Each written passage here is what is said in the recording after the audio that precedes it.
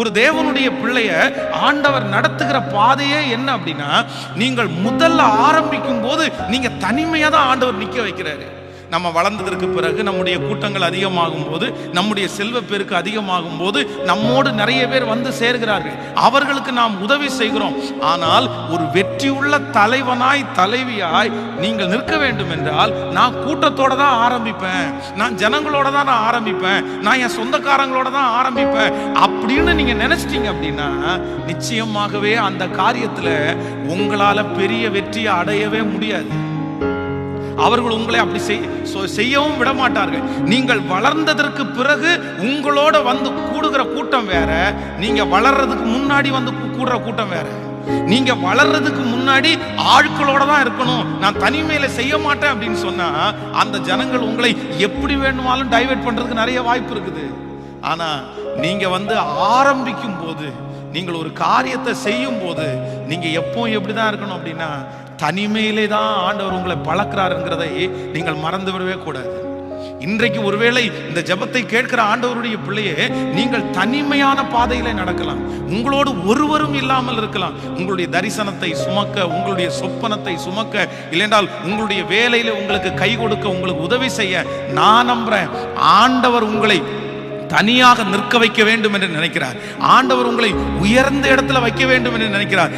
அதனால தான் கர்த்தர் உங்களை தனிமையான பாதையில கொண்டு போறாரே தவிர, இந்த தனிமை ஒரு நாளும் உங்களுடைய வாழ்க்கையில தீமையாய் முடியவே முடியாது. ஆமென் சொல்லுங்கள். நீங்கள் பரிசுத்தவான்களுடைய வாழ்க்கையை எடுத்து வாசிப்பீர்களே ஆனாலும், அவர்களையும் கர்த்தர் எப்படி நடத்தினார் அப்படின்னா, அவங்க கூட கூட்டத்தில் அத்தனை பேர் இருந்தாலும் கர்த்தர் அவர்களை மட்டும் தனியாக கர்த்தரவனை நடத்தினார். யாருமே அவங்களோட வந்து சேர மாட்டாங்க, யாருமே அவங்களுக்கு பிரியமா இருக்க மாட்டாங்க, இவங்க சொல்றது யாருக்குமே பிடிக்காது, அவங்க இவங்களுக்கு விரோதியா இருப்பார்கள். ஒரு வீட்டுல ஒருத்தன் தனிமைப்படுத்தப்படுறான் அப்படின்னா, ஒரு ஆபீஸ்ல ஒருத்தன் தனிமைப்படுத்தப்படுறான் அப்படின்னா, ஒரு குடும்பத்துக்குள்ள ஒருத்தன் தனிமைப்படுத்தப்படுறான்னா, நான் நம்புறேன் கர்த்தர் அவனை கொண்டு அங்கே ஏதோ ஒன்றை செய்ய போகிறார். அதற்காகத்தான் அந்த சூழ்நிலையை கர்த்தர் அனுமதிக்கிறாரே தவிர வேறு ஒன்றும் இல்லை, வேறு ஒன்றும் இல்லை. சோ எல்லாருமே எதற்காக பழகி கொள்ளணும்னா, தனிமையில ஆரம்பத்தில் நீங்க தனிமையில நின்று அப்படியே பழகணும், தனிமையில நீங்க ஜெயிச்சு பழகணும், தனிமையில நீங்க போராடி பழகணும், தனிமையில ஒரு மனுஷனிடத்துல பேசி பழகணும். அதுதான் உங்களை வெற்றியுள்ள தலைவனாய் மாற்ற முடியுமே தவிர, இல்லை என்றால் நீங்கள் கூட்டத்தோடு இருக்கும்போது அது எப்பவும் நம்முடைய வாழ்க்கைக்கு வெற்றியை கொண்டு வராது. ஆமென். ஆண்டவரே, எனக்கு சில நேரங்களில் சிலருக்கு வந்து ஆட்கள் இல்லை அப்படின்னா அப்படியே மனசு வெடிச்சு போகுது. சிலருக்கு அதான் ரொம்ப பிடிக்கும், ஆளோட இருக்கணும், 10 பேர் வீட்டில் எப்பவுமே சாப்பிடணும், சிரிக்கிறதுக்கு ஒரு 5 பேர் உட்கார்ந்து இருக்கணும், கூட இருக்கிறதுக்கு அங்கே போய் இங்கே போன்றதுக்கு ஆள் இருக்கணும். இல்லவே இல்லை, கர்த்தர் சில மனிதர்களை தனியாகவே கர்த்தர் நடத்துகிறார். ஆமென் சொல்லுங்க. ஆனா இந்த வசனத்தை நான் தியானித்துக் கொண்டிருக்கும் போது ஒரு 3 காரியங்களை நான் வந்து அறிந்து கொண்டேன். அப்படின்னா, நீங்கள் தனிமையாய் இருக்கிறதுனால உங்களுக்கு 3 விதமான ஆசீர்வாதம் இருக்குது. ஒரு மனிதன் தனிமைப்படுத்தப்படும் போது அவர்களுக்கு 3 விதமான ஆசீர்வாதம் இருக்கிறது. நம்பர் 1, முதலாவதாக வாசிக்க போகிறோம். யோவான் எழுதின சுவிசேஷத்திலே 8ஆம் அதிகாரத்திலே 6வது வசனத்தை வாசிக்கலாம். அவர் மேல் குற்றம் சுமத்துவதற்காக காரணம் உண்டாகும் பொருட்டு அவரை சோதிக்கும்படி இப்படி சொன்னார்கள். இயேசுவோ குனிந்து விரலினால் தரையிலே எழுதினார். அவர்கள் ஓயாமல் அவரை கேட்டுக்கொண்டிருக்கையில் அவர் நிமிர்ந்து பார்த்து, உங்களில் பாவம் இல்லாதவன் முதலாவது கல்லெறிய கடவன் என்று சொல்லி மறுபடியும் குனிந்து தரையிலே எழுதினார். அவர்கள் அதை கேட்டு தங்கள் மனசாட்சியிலே கடிந்து கொள்ளப்பட்டு பெரியோர்கள் முதல் சிறியோர் வரைக்கும் ஒவ்வொருவராய் போய்விட்டார்கள். இயேசு தனித்திருந்தார், அந்த ஸ்திரீ நடுவே நின்றாள். இயேசு நிமிர்ந்த அந்த ஸ்திரீயை தவிர வேறு ஒருவரையும் காணாமல், ஸ்திரீயே, உன்மேல் குற்றம் சாட்டினவர்கள் எங்கே? ஒருவனாயிலும் உன்னை ஆக்கினைக்குள்ளாக தீர்க்கவில்லையா என்றார். அதற்கு அவள், இல்லை ஆண்டவரே என்றாள். இயேசு அவளை நோக்கி, நானும் உன்னை ஆக்கினைக்குள்ளாக தீர்க்கிறதில்லை, நீ போ, இனி பாவம் செய்யாதே என்றார். இந்த சம்பவம் நமக்கு எல்லாருக்கும் தெரியும். அங்க இருக்கிற ஆட்கள் எல்லாம் ஆண்டவர் மேல குற்றம் கண்டுபிடிக்கிறதுக்காக ஒரு ஸ்திரீயை கையும் களவுமாக பிடித்தான் அப்படின்னு சொல்லி கொண்டு வந்து நிறுத்தி இருக்கிறாங்க. எல்லாருடைய கைகளிலையும் ஒரு கல் இருக்கிறது. அப்போ எல்லாருமே அந்த ஒரே ஒரு ஸ்திரீயை மட்டும் தனியாக நிறுத்தி கூட்டமாய் அவள் மேல் குற்றப்படுத்துகிறார்கள். இவ இப்படி தப்பு பண்ணியிருக்கிறா, இவளை நாங்கள் கையும் களவுமா பிடிச்சோம், இவளை அழிவுக்குரியவர்கள், இவளை வந்து கல்லெறிஞ்சு கொல்லணும், அதுதான் மோசையினுடைய நியாயப்பிரமாணத்தில் எழுதி இருக்குது, எதுக்கும் உங்கள்கிட்ட ஒருத்தர் வார்த்தை கேட்கலாம் அப்படின்னு தான் வந்தோம் அப்படின்னு எல்லாருமே அவளை தனியாக நிற்பாட்டி மற்றவங்க எல்லாம் கூட்டமா நின்று இருக்கிறாங்க. உடனே ஆண்டவர் என்ன சொல்றாரு அப்படின்னா, சரி உங்களில் பாவம் இல்லாதவன் முதலாவது கல்லெறிய கடவன் அப்படின்னு சொல்றாரு. எல்லாரும் மனசாட்சியில குத்தப்பட்டு எல்லாரும் கல்லுகளை போட்டுட்டு அப்படியே எல்லாரும் திரும்பிட்டாங்க. இப்ப ஆண்டவர் திரும்பி பார்க்கும்போது உன்னை யாருமே குற்றப்படுத்தலையான்னு கேட்கும்போது அந்த ஸ்திரீ சொல்கிறார்கள், ஒருத்தரும் குற்றப்படுத்தல. இப்போ அந்த இடத்துல யாரெல்லாம் நின்று இருக்காங்கன்னா அந்த ஸ்திரீயும் ஆண்டவரும் மட்டும்தான் நின்று கொண்டிருக்கிறார். அப்பதான் ஆண்டவர் சொல்றாரு, நானும் உன்னை குற்றவாளியாக தீர்க்கல, நீ போ, இனி பாவம் செய்யாதே.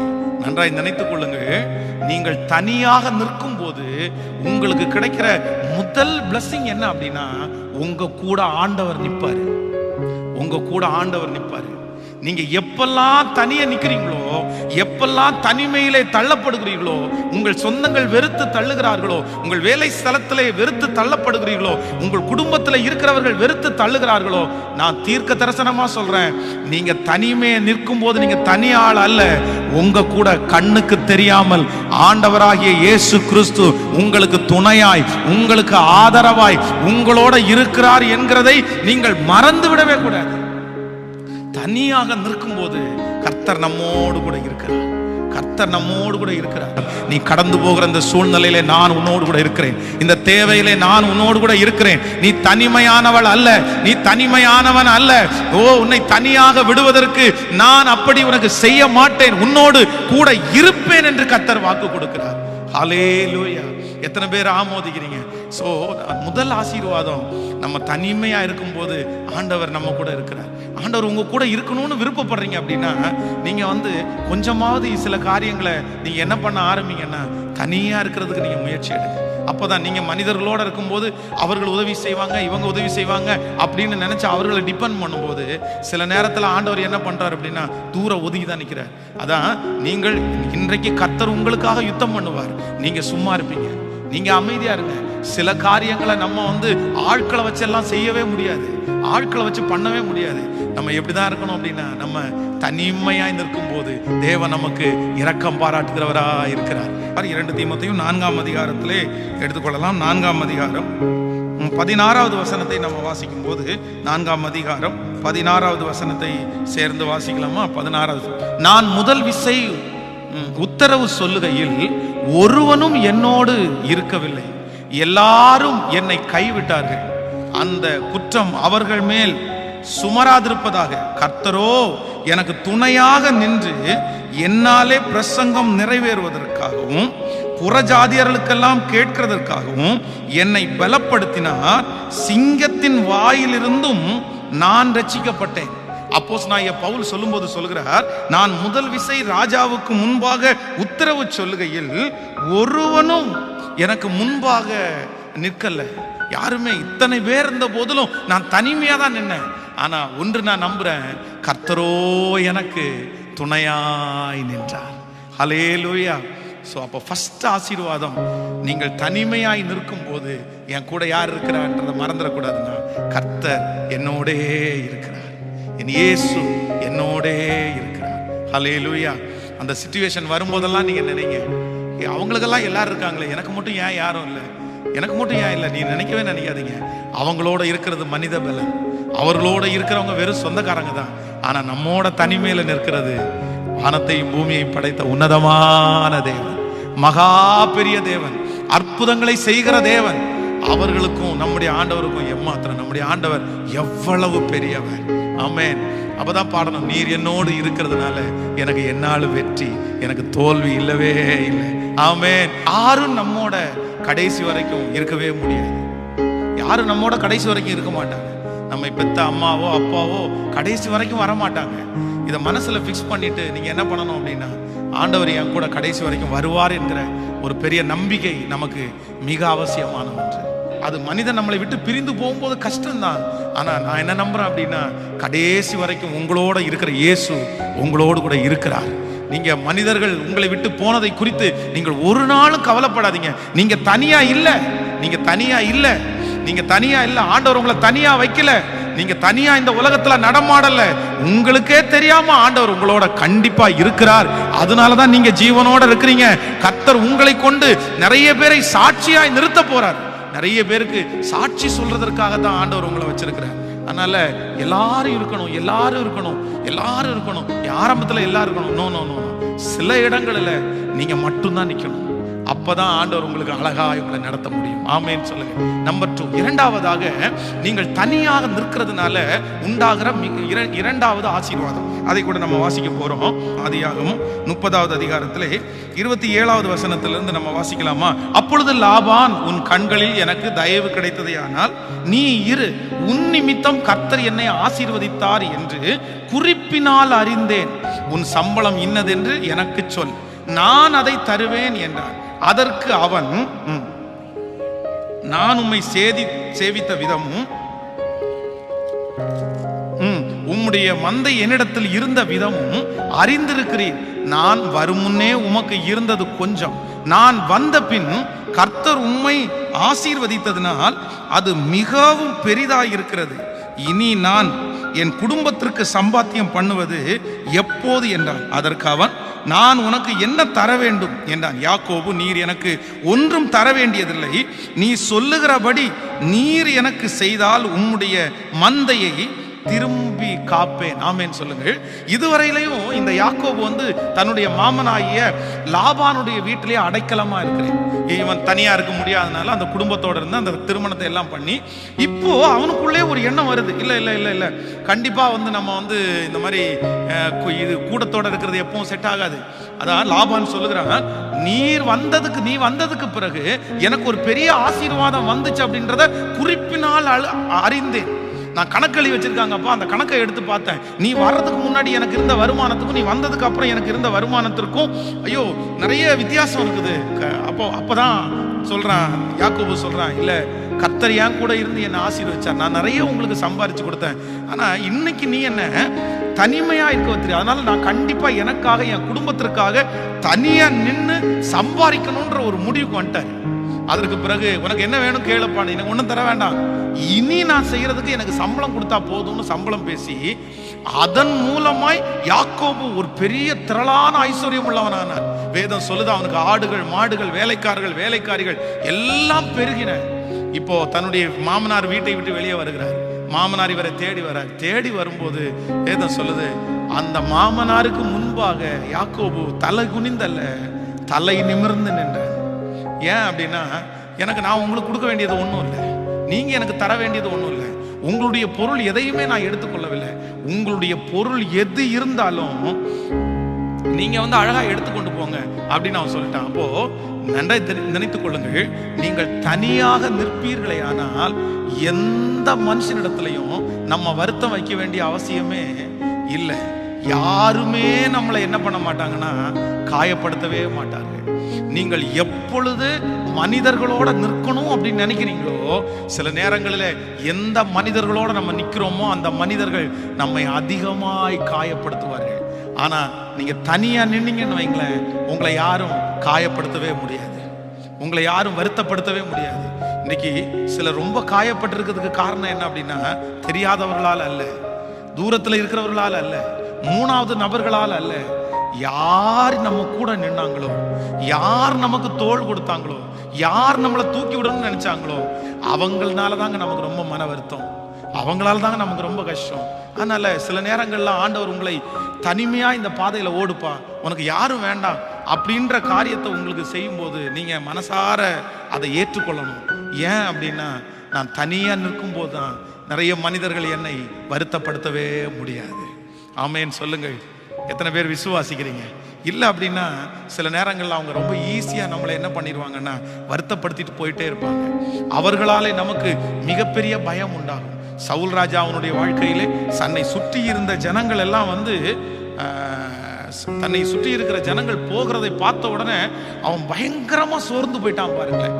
உடனே அந்த பலி செலுத்துவதற்காக முயற்சி எடுக்கிறான். அவனுடைய வாழ்க்கையில செய்த தவறே தன்னை விட்டு ஜனங்கள் போகிறத பார்த்த உடனே அவனால அந்த அந்த போரை முடிக்க முடியுமான்ற அவநம்பிக்கை வந்து விட்டது.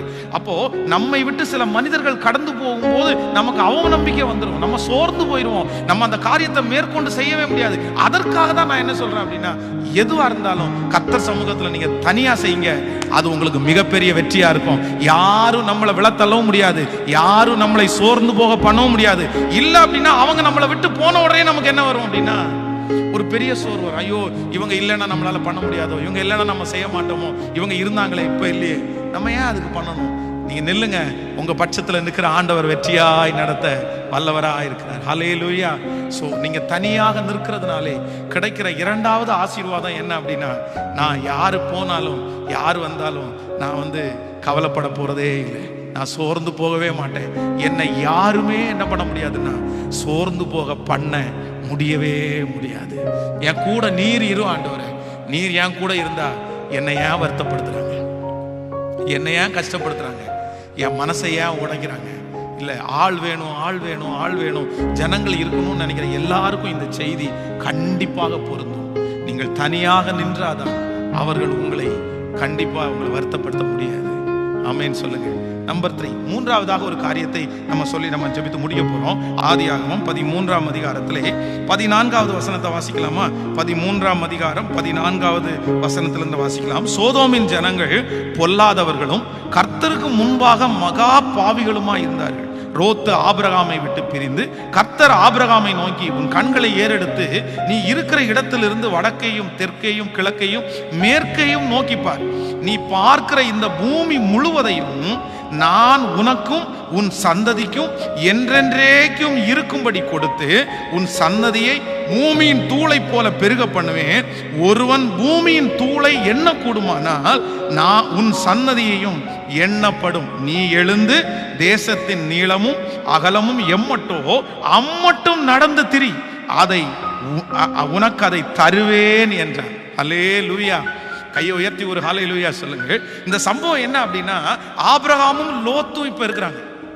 நீங்கள் ஆபிரகாம் தன்னுடைய ஊரை விட்டு கிளம்பும் போது பாத்தீங்க அப்படின்னா ஒவ்வொருத்தரா அவனை விட்டு கலந்துட்டே இருக்கிறாங்க. ஃபர்ஸ்ட் ஒரு இடத்துல தேராகு அந்த ஒரு டீம் அவனை விட்டு கலருது, அடுத்த டைம் இன்னொரு டீம் அவனை விட்டு போகுது.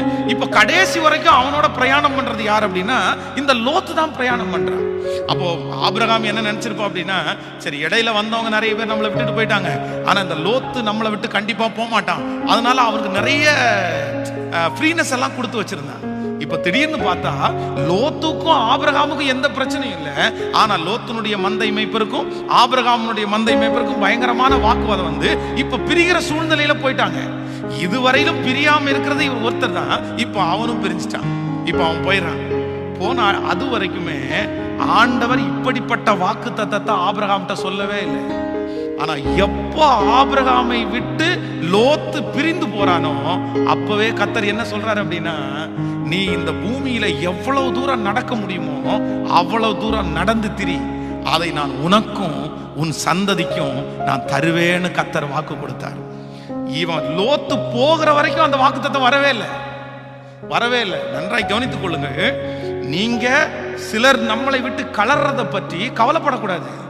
சிலரை ஆண்டவர் நம்மை விட்டு எடுத்துக்கொள்றதை பற்றி கவலைப்பட, அவங்க டேலண்ட் உள்ள ஆட்களா இருக்கலாம், அவங்க பணபலம் உள்ளவர்களா இருக்கலாம், இல்லையென்றால் அவர்கள் உங்களுக்கு சப்போர்ட்டிவான ஆட்களா இருக்கலாம். கர்த்தரே ஒரு மனுஷனை உங்களை விட்டு விலக்குறார் அப்படின்னா நீங்க நினைக்க வேண்டியது, உங்களை தனியா நிக்க வைக்கிறாருன்னா நீங்க நினைக்க வேண்டியது ஒண்ணு என்னன்னா, கர்த்தர் உங்களை முழுமையா ஆசீர்வதிக்க போறாருன்னு அர்த்தம். கர்த்தர் எப்படி உங்களை ஆசீர்வதிக்க போறாரு? சிலர் தனியாக நின்றால்தான் நீங்கள் முழுமையான ஆசீர்வாதத்தை பெற்றுக்கொள்ள முடியும். உங்களுடைய தரிசனம் முழுமையாக நிறைவேற வேண்டும் என்றால் நீங்கள் தனியாக நின்றால்தான் உங்கள் தரிசனம் முழுமையாக நிறைவேற்றப்படும். இல்லை அப்படின்னா அவங்க எனக்கு ஹெல்ப் பண்ணுவாங்க, அவங்க கூட இருக்கட்டும்னு நினைச்சீங்கன்னா உங்க தரிசனம் உங்களை கொண்டு கர்த்தர் வச்சிருக்கிறது முழுமையா என்ன பண்ணாதுன்னா ஃபினிஷ் ஆகவே ஆகாது. இதுவரைக்கும் ஆபிரகாமுக்கு இப்படி வாக்குத்தத்தம் கிடைக்கல. அவன் வெளியே போனோன்னு கர்த்தர் சொல்றாரு, மொத்தமும் யாருக்கு தான்ப்பா, நீ எவ்வளவு தூரம் நடக்க முடியுமா நடந்தது எல்லாமே உனக்கு தான், எல்லாமே உனக்கு தான், நான் உனக்காக தான் வச்சிருந்தேன். ஸோ அவன் உள்ள இருந்தான். அவன் ஜெபத்துல குறைவு, விசுவாசத்துல குறைவு. நீ நேசிக்கிற அளவுக்கு என்ன அவன் நேசிக்கல, நீ விரும்புற அளவுக்கு நீ என்ன விரும்பல. இப்போ அவன் வெளியே போனதுக்கு அப்புறம் உன்னை மட்டும் நான் தனியா கான்சன்ட்ரேட் பண்ண விரும்புறேன். ஹல்லேலூயா. இந்த ஜெபத்துல இருக்கிறவங்களுக்கு கர்த்தர் தீர்க்க தரிசனமாய் சொல்லுகிறார். ஆண்டவர் இப்படிப்பட்ட ஒரு சூழ்நிலையிலே உங்களை அனுப்புகிறாரா? உங்களை எல்லாரும் உங்களை விட்டு பிரிந்து போகிற ஒரு சூழ்நிலை நீங்கள் தள்ளப்படுகிறீர்களா? நம்புகிறவர்கள் எல்லாம் உங்களை ஏமாற்றுகிறார்களா? நான் நம்புறேன் ஆண்டவர் உங்களை தனியா கர்த்தர் உங்களை ஆசீர்வதிக்கிறதுக்கு கர்த்தர் விரும்புகிறார்.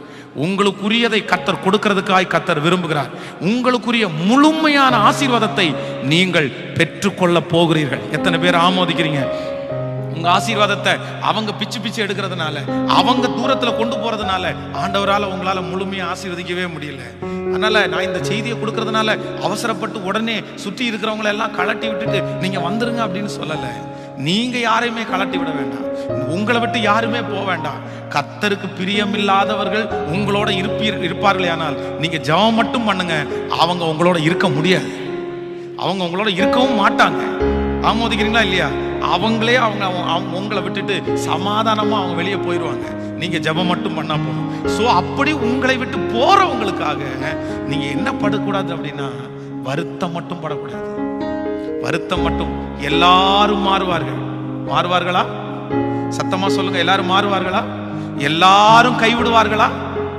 அதான் நான் 3 காரியத்தை எப்பவும் சொல்லுவேன். ஒண்ணு, யாரு வேணாலும் உங்க மேல பொறாமப்படுவாங்க. ஹலோ சொல்லுங்க, சத்தமா சொல்லுங்க. யாரு வேணும்னாலும் உங்க மேல பொறாமப்படுவாங்க. ஒரு வீட்டுல 2 பெண் குழந்தைங்க, குட்டி குழந்தைங்க இருக்குது. இந்த 2 குட்டி குழந்தைங்களுக்குள்ள இந்த இளைய குழந்தை வந்த உடனே அந்த குழந்தைக்கு கொஞ்சம் உடம்பு நல்லா இல்லைன்னு சொல்லி அவங்க அம்மா அப்பா கேர் எடுக்க ஆரம்பிச்சிட்டாங்க.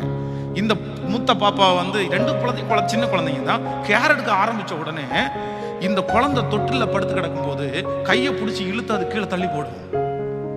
அந்த குழந்தைய போய் படார்னு அடிக்கும். இந்த சின்ன குழந்தைக்கு எதுவுமே தெரியாது. ஆனா அம்மா அப்பா ஒரு குழந்தைய எக்ஸ்ட்ரா கேர் எடுக்கிறாங்கன்றது அதால தாங்க முடியல. அதான் ஒரு வாலிப பொண்ணு பிசாசு பிடிச்சது மாதிரி சர்ச்சில் வருது. என்ன பிரச்சனை அப்படின்னு கேட்டா சொல்லுது, எங்க அக்காவை நான் கொன்னாதான் உள்ள பிசாசு பேசுற மாதிரி பேசுது, ஆக்டிங் பண்ணுது. எங்க அக்கா செத்துட்டானா நான் நல்லா ஆயிடுவேன், எங்க அக்கா செத்துட்டானா நான் நல்லா ஆயிடுவேன். அப்புறம் விசாரிச்சு பார்த்தா தான் தெரியுது, சின்ன வயசுல இருந்து அவங்க அம்மா அப்பா அக்காவுக்கு ரொம்ப கேர் எடுக்கிறதுனால அவங்க மேல ஒரு பொறாமை. அப்போ ஒன்று நினைத்துக் கொள்ளுங்கள், யார் வேண்டும் என்றாலும் உங்கள் மேல் பொறாமை. பெத்த அம்மா கூட சில டைம் பொறாமப்படுவாங்க, பெத்த அப்பா கூட பொறாமப்படுவாங்க.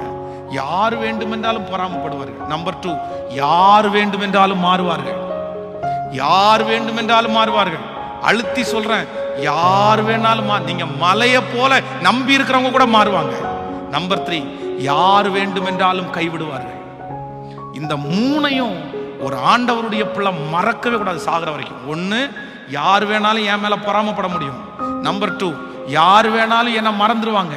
நம்பர் 3, யார் வேணாலும் என்ன கைவிட்டுருவாங்க. சோ அந்த மாதிரி ஒரு சூழ்நிலை வர்றதுக்கு முன்னாடி நான் என்ன சொல்றேன்னா, கர்த்தர் என்ன தனிமையா நிக்க வைக்கும் போது நான் தனியாவே நின்றேன். தனியாவே நின்றேன். கஞ்சியோ கூழோ நான் தனியா நின்று குடிச்சிடறேன். உனக்கு அதுக்காக ஜனங்கள் வேண்டான்னு சொல்லல. வேதம் சொல்லுது, 2 பேர் ஒன்னா இருக்கும்போது சூடுண்டாகும்னு சொல்லுது. ஒருவன் விழுந்தால் ஒருத்தன் தூக்கி விடுவான். நம்ம சகோதர ஐக்கியத்தை குறித்து சொல்ல வரல. ஆனா அவங்களையே சார்ந்து, அவங்களையே டிபெண்ட் பண்ணி, எந்திரிச்சாலும் தூங்கினாலும் அவங்க பேரை உச்சரிச்சு, ஐயோ அவங்க எல்லாம் நான் வாழ முடியாது, ஐயோ அவங்க இல்லாம நான் எப்படி செய்வேன்? நோ, இல்லவே இல்லை.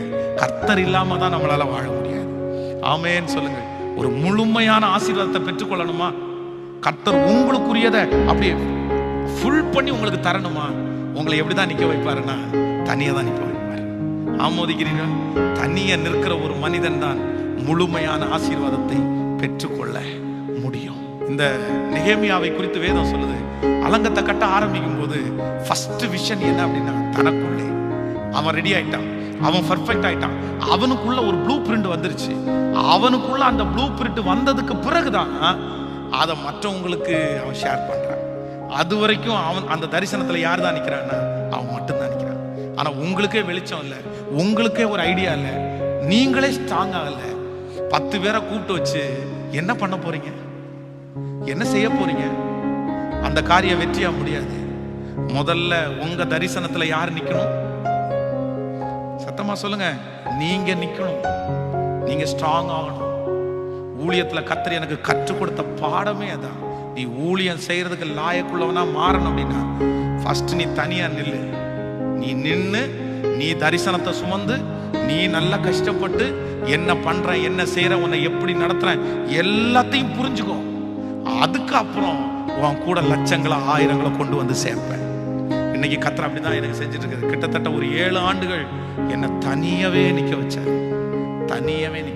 யாருமே இல்லாம அத்தனை சொந்தங்கள், அத்தனை நண்பர்கள் இருந்த போதிலும் கர்த்தர் என்ன தனியவே, இன்னைக்கு இங்க இருக்கிற யாரையோ ஒருத்தரை, இந்த வார்த்தையை கேட்கிற யாரையோ ஒருத்தரை கர்த்தர் இந்த சூழ்நிலையில் தான் நடத்துறாரு. தேவ பிள்ளையே, தனிமையில நிக்கிறத குறித்து மட்டும் சோர்ந்தே போகாத. ஆண்டவர் உங்களுக்கு கொடுக்குற ஆசீர்வாதம் ஃபர்ஸ்ட் நம்பர் 1, முதலாவதாக நீங்க தனியா நிக்கிறீங்க அப்படின்னா உங்க கூட 100% கர்த்தர் நிற்கிறார். ஆமென் சொல்லுங்கள். அல்லேலூயா. மோசேக்கு விரோதமாய் பேசும்போது ஆண்டவரே எழும்பு வழக்காடுகிறார். என் பையன் தனியான்னு நினைச்சிடாத, நான் என் பையன் கூட இருக்கிறேன், அவனுக்காக நான் யுத்தம் பண்ணுவேன், அவனுக்காக நான் வழக்காடுவேன்னு கர்த்தர் எழும்பி நிற்கிறார். ஸோ நீங்க தனியா இருக்கும்போது நம்பர் 1 கர்த்தர் உங்களோட இருக்கிறார். நம்பர் 2, ரெண்டாவது, நீங்கள் தனியா நிற்கும் போது யாருமே உங்களை காயப்படுத்தவே முடியாது, யாரும் உங்களை சோர்ந்து போக பண்ண முடியாது. நீங்க தனியா நிக்கலன்னா தான், கூட்டத்தோட இருந்தாதான் அவங்க நம்மளை சோர்ந்து போக பண்ணுவார்கள். நம்பர் 3, நீங்க தனியா நின்னாதான் உங்களுக்கு ஒரு முழுமையான ஆசீர்வாதத்தை கர்த்தர் உங்களுக்கு தருவார். ஹல்லேலூயா. ஒரு சின்ன பிசினஸ் ஒன்று ஆரம்பிங்க. இன்வெஸ்ட்மெண்ட் இல்லாத ஒரு சின்ன பிசினஸ் ஆரம்பிங்க. இன்வெஸ்ட்மெண்ட்டே இருக்கக்கூடாது. நீங்க பணத்தை செலவு பண்ணக்கூடாது, கடன் வாங்கி தொழில் ஆரம்பிக்க கூடாது. நீங்க ஒரு சின்ன உங்களுடைய சரீர உழைப்பு, உங்களுடைய கர்த்தர் கொடுத்த ஞானத்தினால ஒரு சின்ன பிசினஸ், ₹1 பிசினஸ் ஆரம்பிங்க. ஒரு நாள்ல உங்களுக்கு ₹1 லாபம் வரட்டும், இல்லைன்னா ஒரு மாசத்துல உங்களுக்கு ₹100 லாபம் வரட்டும். அந்த மாதிரி ஒரு பிசினஸ் இப்போ துவங்குங்க. ஜெபம் பண்ணுங்க, அதை டெவலப் பண்ணுங்க, அதை நம்முடைய தேசத்துக்கு தகுந்த மாதிரி அதை மோட்டிவேட் பண்ணி அப்படியே நல்ல அழகா கொண்டு போங்க. நான் சொல்றேன், கர்த்தர் கை உங்களுடைய கையோட இருக்கும். நீங்க இன்னைக்கு தனிமையா இல்லை, ஆண்டவர் இன்னைக்கு நல்லா வாக்கு கொடுக்குறாரு, உங்களோட நான் வர்றேன், உங்களோட கூட நிற்பேன். உங்க கையோட கர்த்தருடைய கை இருக்கும், உங்க பிசினஸோட கர்த்தருடைய பிசினஸ் இருக்கும், உங்களுடைய வருமானத்தோட கர்த்தருடைய வருமானம் இருக்கும். கர்த்தர் உங்களை தனியாய் நின்று கர்த்தர் உங்களை நடத்த போறாரு. உன்னை அதுக்காக தான் வேறு பிரிச்சேன், அதற்காகத்தான் உன்னை குடும்பத்திலிருந்து இன்னைக்கு வரைக்கும் எத்தனை பேரையோ நீ தேடி போற, எத்தனை பேரையோ சார்ந்து போற. ஆனா நீ திரும்பி பார், ஒருத்தர் கூட உன் கூட நிக்கல, ஒருத்தர் கூட உன்னை கூட இந்த பிரயாணத்துல வரல. எல்லாரும் பாதி வழியில போயிட்டாங்க. கடைசி வரைக்கும் உன் கூட நிக்கிறது நான் தான். கர்த்தர் இன்றைக்கு தீர்க்க தரிசனமாய் திருவிழம் பற்றுவார். நானே உன் கூட கடைசி வரைக்கும் நிப்பேன்னு கர்த்தர் சொல்றேன். இதுவரைக்கும் நிக்காதவங்களை நீங்க தேட வேண்டாம். ஹல்லேலூயா.